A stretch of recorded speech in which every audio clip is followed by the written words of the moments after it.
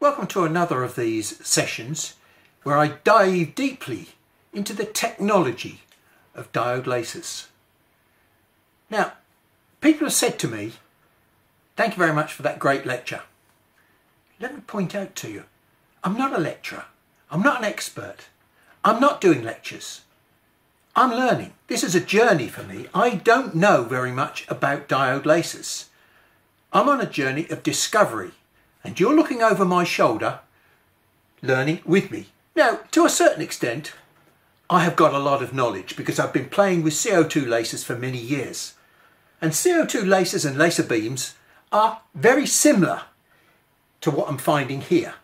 So a lot of the knowledge that I have, I can very quickly zoom in without all the learning that I had to do the first time round, and I can understand how things work much quicker.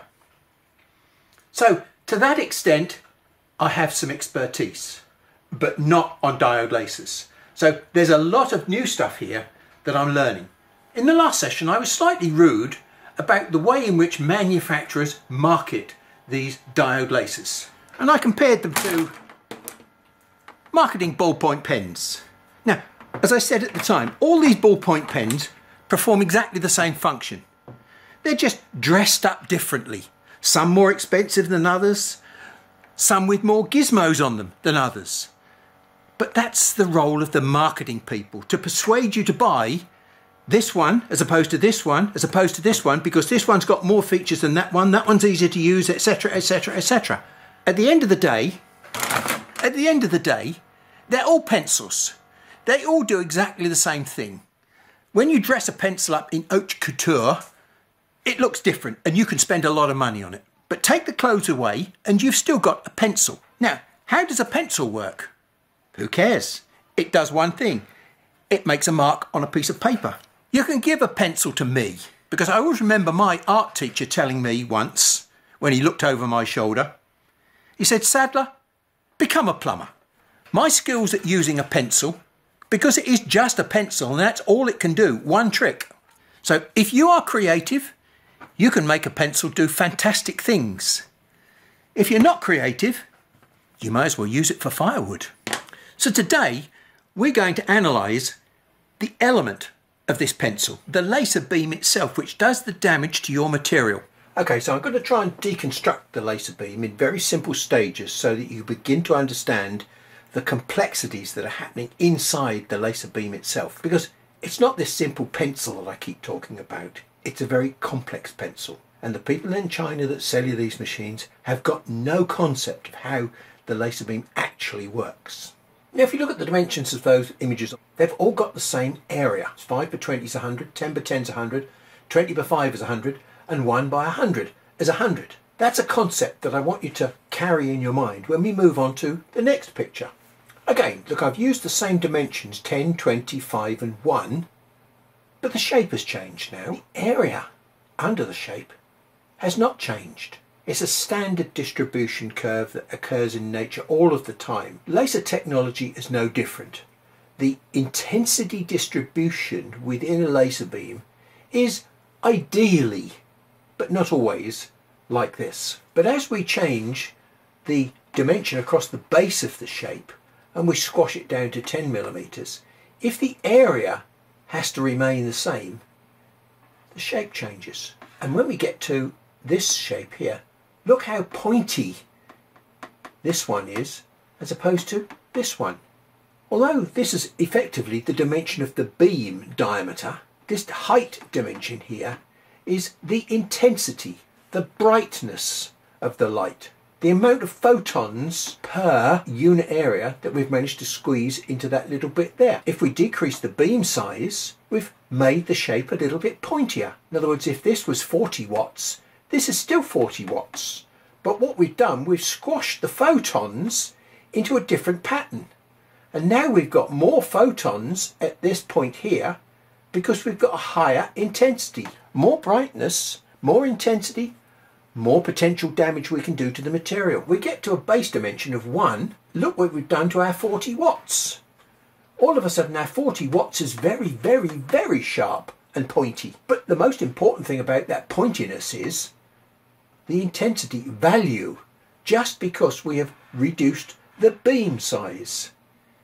And let's just for a moment assume that that area there is a square, 1 millimetre square.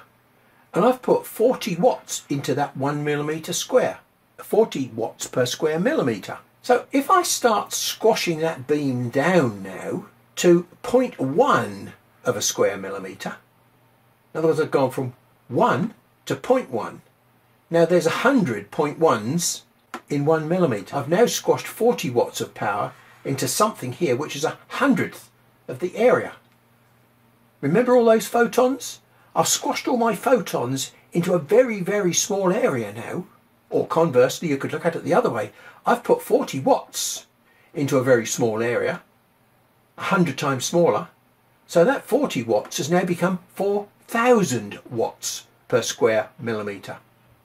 I've amplified the power, but the power is not that important. More importantly, what I've done, I've amplified the photon density by a factor of 100. We're going to take a look at the laser beam as it comes out the lens in a horizontal way because I can't get it on the screen otherwise. So here's our 40 watts just as it comes out of the lens. There's not much intensity at the edge of the beam. As the beam gets smaller, look what happens to the intensity. And as we get closer to the focal point, it grows even more. Let's just zoom in on the focal point itself, shall we? When we get to the focal point, which is just here, this is where you may have some conceptual problems. This is a graph of the intensity profile at this point here. Okay. This is not a drill. This is not a shape that instantly occurs at the focal point. This is the intensity profile across the focal point. Now I'm going to change to a different picture to try and explain what happens at that point there. Basically, nothing happens unless you allow time to elapse. Exposure time. Let's just say after 0.1 of a second, the burn in your material will be that deep. After 0.2 of a second, it'll be that deep.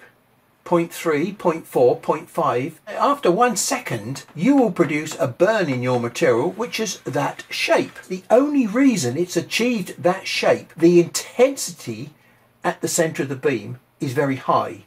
And this part of the beam is doing damage faster than this part of the beam. There is no way that you can actually see this happening with a diode laser. But I can take you back to the world of CO2 lasers where we can take a look through a piece of clear acrylic at how our laser beam actually produces this shape with time. 0, 1, 2, 3, 4, 5, 6, 7, 8, 9, 10. And look, 10 seconds has driven my beam right the way through that block. Now that was the raw laser beam before it went through a lens. Imagine how quickly that beam would cut through the material if it was amplified 100 times intensity. So when you go and buy one of these machines, let's go and have a look at some of the marketing BS that's been fed to you.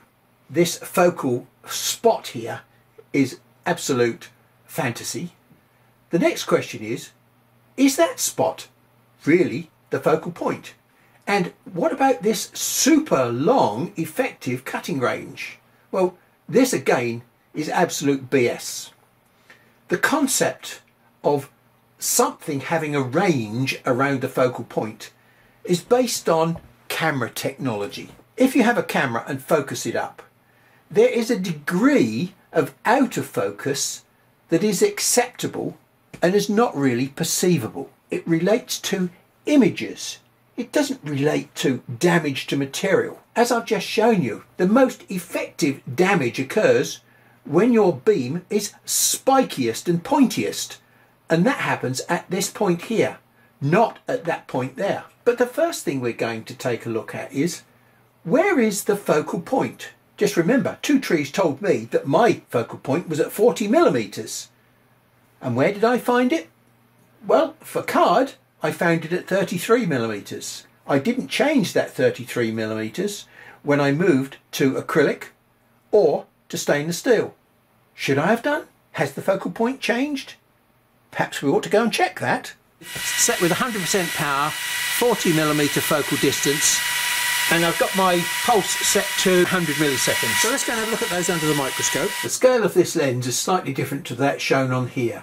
So that's 0, 0.1, 0.2, 0.3, 0.4, 0.5, 0.6, 6.68. So when we were checking the spot size, we set the focal distance to 33mm. The actual focal distance that we should have used for black acrylic was actually 3mm less at 30mm. That gave us the smallest focal point. And black acrylic here was 0.85, so that's nearly 0.2 of a millimetre difference in the spot size just because we got the focus wrong. It's pretty obvious, as you can see, there is no such thing as a fixed focus for the diode laser. This is exactly the same as a CO2 laser. The focus changes with material, it changes with power, it changes with speed. So there's another marketing myth shot down in flames. And in the interest of completeness, we'll do the same focus test on stainless steel. Okay, so here's the stainless steel, and it starts off at 27mm focus, and as you can see, all we've done, we've managed to produce some oxide on the surface. We've not done any damage. Okay, now, as you also notice, these are squarish shapes. So that's 27, that's 28, 29, look, we're getting a little bit of heat into the middle of the burn. That little warm zone there is around about 0.18 diameter, which is more or less what my spot size claims to be. Now here we are at 30. We've got a little teeny weeny spot in the middle there that looks as though it may well be molten. And then we've got this zone around the outside which has very definitely changed the surface texture of the material. And then we've got this little heat affected zone around the outside here, which is the zone that I'm actually measuring. Now if we take a look at the stainless steel data, there isn't a great deal to choose across this range here. It looks as though maybe the smallest focal point is actually at 30mm. We had the largest central burn at that point as well, whereas the central burn on these down here at 31, 32, 33 and 34mm, they all had an outside burn diameter of 0.32 and a molten burn in the centre of 0.15. It's a bit difficult to say exactly where the focal point is. Technically, it really ought to be 30, but maybe, taking the average of these, it maybe could be 32. So when we compare that 0.032 to that 0.05, again, we've got a difference because we're not using the correct focal point. I'm afraid we're just staggering from one problem to another. 33, 34mm was the focal point that we used for doing these tests and these tests. When I came to check the focal point with a test on each of these materials separately, the black acrylic came out with a focal point of 30mm. And the stainless steel came out with a focal point of 31mm. So every one of these focal points is different. How come the focal point is changing when all the other parameters are exactly the same? Well, the answer to that question is very simple really. It can only be the material. With a CO2 laser, I could clearly say that it was the damage threshold of the material that was changing. That isn't quite as simple with a diode laser. Where do I begin to explain this one? The three main sciences that are involved with laser technology are physics, which is the science of light, optics, which is the science of lenses, and chemistry, which is basically the science of materials. Now, each one of these is a massive degree course, but what we're doing, we're stuck in the middle here, in this little bit here. We have to know a little about all these subjects to make sense of our technology. And today we've touched on optics, what's happened to the lenses and how light is actually amplified with the lenses. And now we're going to have to move into this area here called chemistry, which is all about materials. Now I'm very quickly going to flash through this 5-year degree course on chemistry. Don't worry, 5 minutes of very simple stuff will give us enough background to try and decode what's going on with materials and our laser machines. Most people recognise that to be an imagined model of an atom. We don't want to get too involved with chemistry and what atoms are, but they are the building blocks of everything. There are about 100 different types of these atoms in our universe. And just like there are X number of notes on a piano, there are an infinite number of tunes that you can play on those notes on the piano. Now you start mixing those atoms together in any combination you like. Here's a combination that we'll call a molecule. And when you build up a structure like this of different atoms, they are held together with something called a bond. This is, if you like, a degree of attraction between that atom and this atom. Now I can't tell you what a bond is. It could be love, it could be magnetism, it could be money, it could be anything that makes this more attractive to that than this one. So each one of these has got a different strength bond in its structure. This is like a piece of scaffolding, if you like. Put enough pieces of scaffold together and they become rigid. This looks like a fairly floppy structure. When you fix one of these to another one of these and another one of these and another one of these, all exactly the same structure, they become a material. This piece of aluminium that I'm using as a pointer is basically a piece of raw material. It's only made up of one of these atoms because aluminium is an element, whereas this piece of plastic is a compound made up of these molecules tied together, make up this piece of plastic. That's as much as we need to know about the science of material. The fact that they're made up of molecules, and those molecules are held together with these things here called bonds. The other thing that's important about molecules is this. Every molecule in the universe is doing this. It's wobbling, it's vibrating. Because it's a structure like this, the more bits and pieces there are in the structure, the less it wobbles. And the fewer pieces there are in the structure, if that piece there was just a structure, it would be a very stiff structure that would wobble at a different frequency. Okay, so every material has got its own resonant frequency. And you'll remember from the last session what resonance did to my 40-watt head on the machine. It made it shake if I hit it with the right frequency. We spoke in an earlier session about these things, photons, and the fact that each photon has got a frequency which it vibrates at, and that each photon is actually a piece of energy. So it's a piece of vibrating energy. And if that vibrating energy of a photon happens to be a frequency that will actually make this molecule shake. And remember, every different molecule has got a different vibration frequency. But the laser beam that we're firing at this molecule has only got one frequency. Yes, there are millions of frequencies in the magnetic spectrum, but we're only using one of them, 455 nanometers. Now, 450 nanometers is actually a wavelength, and it's much easier to remember these wavelengths here. You know, this is 400 to 450 nanometers, and those wavelengths are actually equivalent to 1,000, million, billion, trillion, 749 trillion hertz, 658 trillion hertz. Fiber laser, 281 trillion hertz, and CO2 laser, 28 trillion hertz. Now you'll notice I keep saying the word trillion cycles a second, the frequency of light that we're firing at these molecules. That's because all molecules generally vibrate in what they call the terahertz region, which is the trillions of cycles a second region. We are using light waves at this really weird, very high frequency to make these vibrate. If we can find a light wave which is sympathetic to the vibration of this particular molecule, when we add the energy to this molecule, it will vibrate faster and faster and faster. We recognize temperature as being hot and cold. Nobody ever tells us what temperature actually is.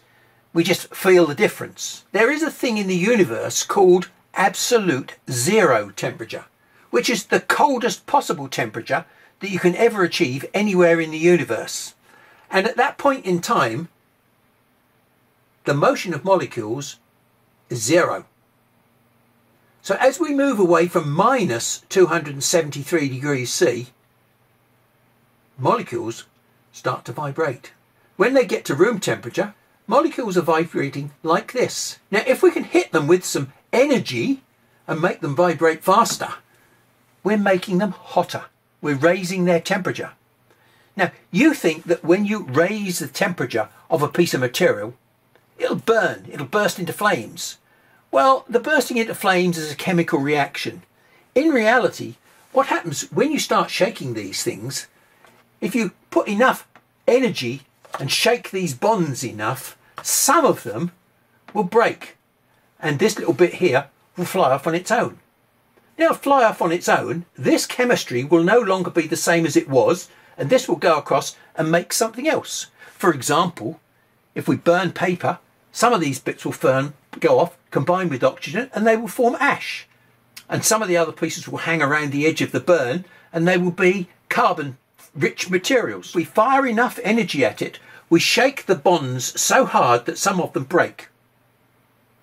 And we make new chemicals out of the ones that are there already. We're not destroying anything, we're just rearranging the chemistry. That is the principle by which we destroy materials with our laser beam. We're vibrating the molecules in the material to death. And the more intense the energy, remember what intensity is? If we fire a large number of bullets at this, it will get destroyed much quicker. If we fire one bullet at it, it'll have no effect. So that's where intensity and materials come into play with each other. So a CO2 laser has got a very long wavelength and a fairly small vibration frequency. Now, this vibration frequency can affect a lot more materials than the fiber laser at a much higher frequency. And this fiber laser can affect more materials than the diode laser, which is 658 trillion hertz. This frequency really affects very few materials. Most of these floppy molecules don't want to vibrate at that frequency. They're much happier to vibrate at this frequency and absorb the energy. We've got terahertz frequency sensors in our eye, which seems unimaginable that we can have something in our eye that can actually detect this frequency of light. I don't want to do more than just point it out to you here, but it is a fascinating subject in its own. That terahertz frequency there is very high and affects very few materials. This terahertz frequency here is very low and it affects a lot of materials. And we need to get resonance going in a molecule so that it can vibrate fast enough to destroy itself. So that really is all you need to understand about the chemistry of materials and the way in which the frequency of light can resonate with those materials and shake them to death. And remember, the rate at which you can shake these materials to death depends upon the intensity of the light that you are firing at the material. And that sort of explains why I've only chosen 3 specific materials for our testing. Because I know that stainless steel will absorb some of the energy. Hello, what have I just said there? Absorb some of the energy. Okay, we're now touching on another part of the problem. There's the molecular structure of that card, which is basically wood, is different to the molecular structure of this plastic, is different to the molecular structure of this stainless steel. Each one of these molecular structures has got a different stiffness, but we're only firing one frequency at each one of these materials. And every material has got something called an absorption spectrum. Now I'm going to stop at this point because I need to take you back to your younger days, when you used to go down to the park or the playground with your mates and you would play on the swings. Now you sit your mate on the swing and you very gently push him. Every time you push, he goes away from you and he gets higher and higher and higher. Now imagine what would happen if you did this to him. If you don't push him at the right frequency, your pushes are very inefficient at making him swing. And what I'm going to show you now are some graphs that are available on Google that show you the efficiency of light waves vibrating materials. And here's where the world of chemistry and physics overlap. So understanding your laser is not just about understanding the light waves. You have to start to understand what materials do as well. Let's understand what's happening with my soft card. Wood is made up of three main things. The two key elements are a material called cellulose, and the cell structure that supports cellulose is called lignin. It's like the cell walls. Those are the two main molecular structures that make up wood. So if we look at this chart, we will see how well different light waves react with A, cellulose, and B, lignin. If we take a look at how well that molecule vibrates, oh, we don't quite go to 450, but if we did, it would be 0. It doesn't accept 455 nanometer light waves. They just pass through like glass. So let's take a look at the other constituent of wood, which is cellulose. We'll find that at 450 nanometers, here, that's pretty close to 0 as well. Wood and 455 nanometers don't react at all. Now, that's a surprise, isn't it? Because, hang on, we've actually marked wood. We actually engrave wood. So how does that happen? Although we've got these two big molecules that make up wood, we have to go one level deeper and say, well, what atoms are making up those molecules? And if we look at the constituents of wood, we'll find that 50% of wood is carbon and 42% is oxygen and a small percentage is hydrogen. You remove the lignin from the wood pulp to make paper or card. We've only got basically cellulose in that soft card. We've got to have a look a little bit closer at the structure of a cellulose molecule. This same structure builds up in every direction to make up cellulose. Because it's a very wobbly structure, it responds to low frequencies. This is not going to be very efficient at being stimulated by 450 nanometer light. Very few people will have ever dug this deep into the relationship between materials and laser beams. Now, a few years ago when I was playing with the fibre laser, I learnt that I could not burn card or wood with 1 micron wavelength light. Again, the frequency is far too high to shake this wobbly molecule. But with some lateral thinking, I did manage to mark wood with a fibre laser. But I never actually understood why or what I was doing. Now that I see the structure of cellulose, a little something there has just shone a light on a possible reason why my method works. So let's go out into the workshop and we'll do a couple of experiments. Now, if I get the settings right, I'm fairly confident I can make this card act like the absorption spectrum predicts, i.e. it won't mark it because no energy is being absorbed by this card. But this piece here on the beyond the pencil line that I've put on there, I'm hoping will mark because I've done something slightly different to this section just here. Based on the spot size settings, I've done a few calculations. Power 12%. For 12% of 40, that's about 5 watts. Speed 20 millimeters a second. Nothing, nothing, nothing. Something, something, something. Let me just go and make a little bit of adjustment to this section and we'll have another try. That's made it significantly better. All of a sudden, from nothing, I've managed to make it mark. So what is it that I've done to this piece of material here that makes it mark with 5 watts? Look what I've got here. You can see that I've slightly pre-damaged that surface. If I carry on with that, it will eventually turn black and burn.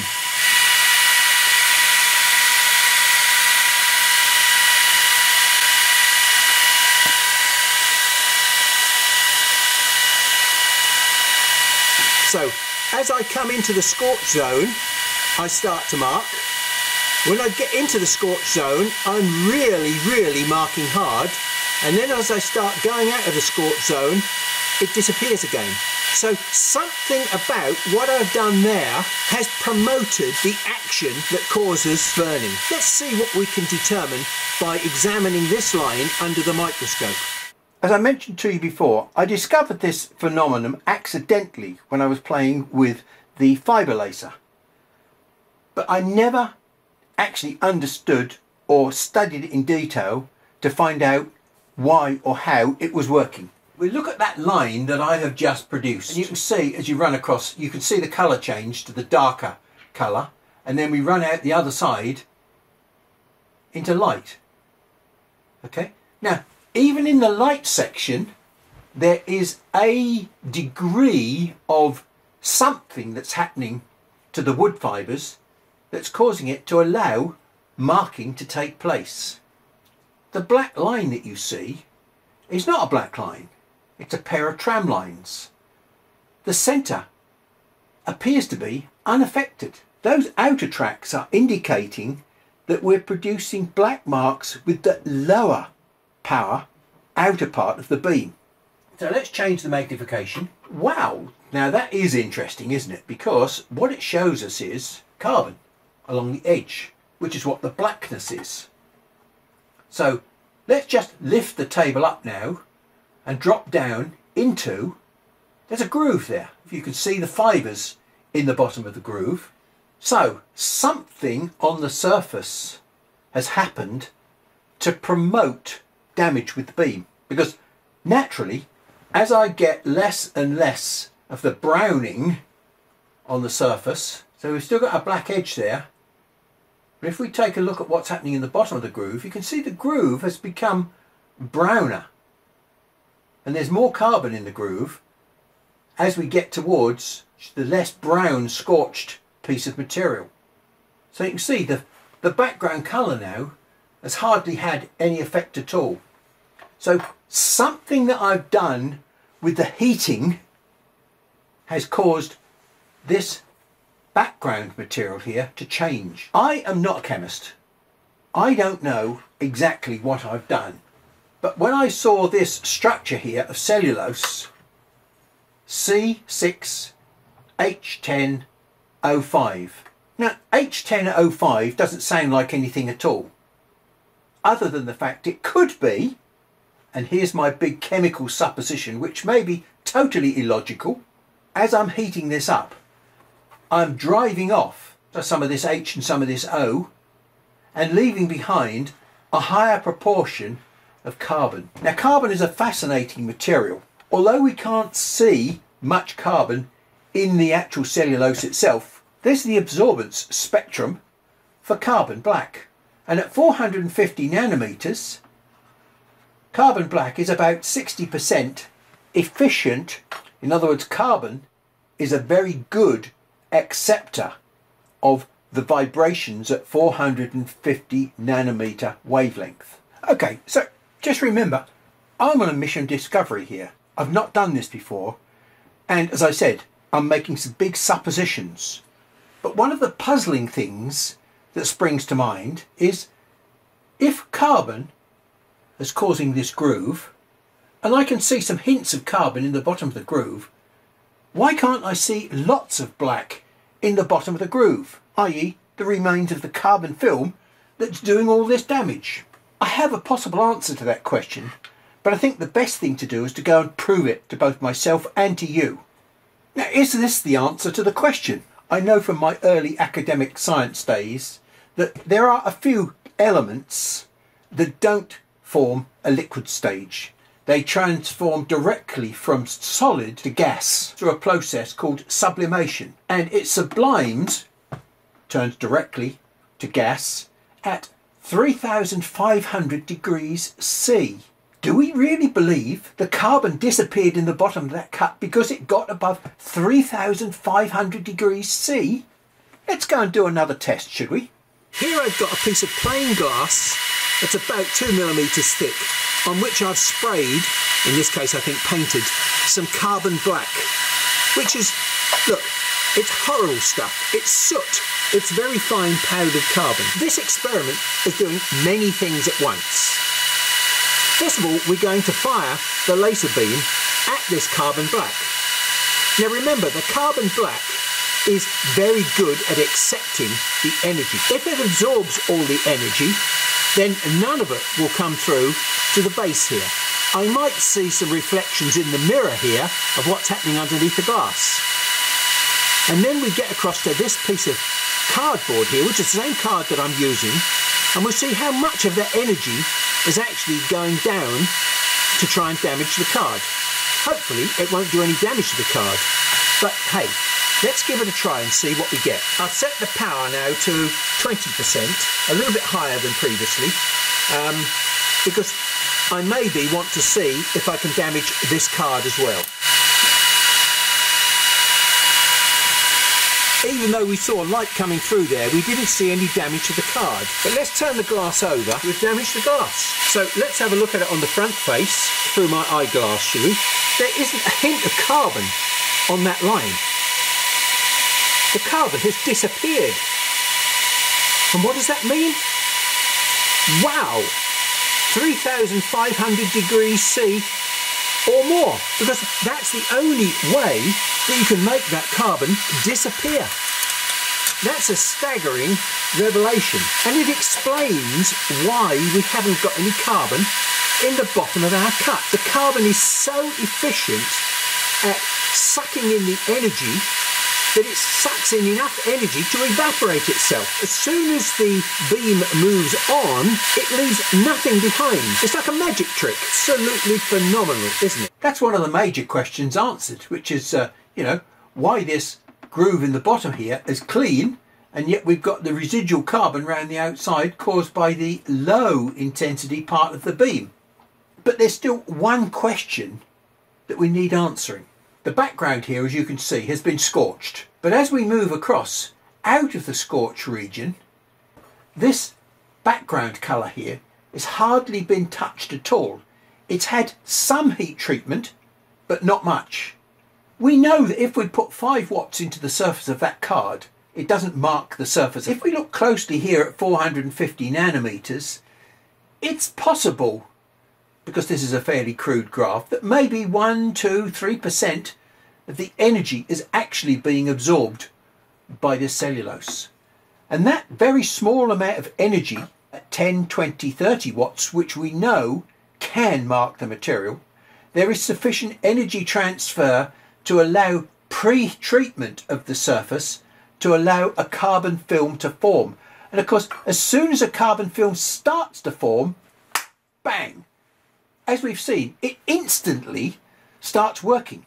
And as soon as the beam moves away from it, it stops working. Well, I think that's enough brain-jangling science for today. These photons have got a lot to answer for, but they're amazing things when you can wrap your brain around them. I would say thank you for your time and your patience, but it's a bit premature because I haven't finished my rant against diode laser manufacturers.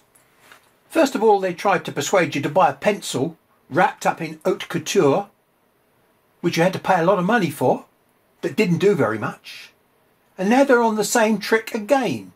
But this time, we're going back in history where they're trying to sell you a CO2 laser for a silly price, £3,500 for a little desktop box. They've obviously come to their senses and realised the serious limitations of a diode laser. And having captivated you as customers, they now want you to move on and spend money on old technology. All I'm saying is be careful you don't get caught the second time round, because CO2 technology is fantastic.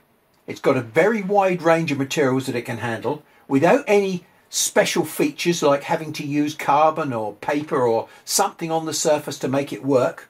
I mean, I'm going the opposite way.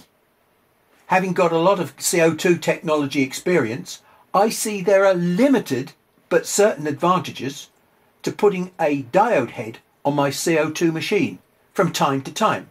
I want to be able to swap it in and swap it out.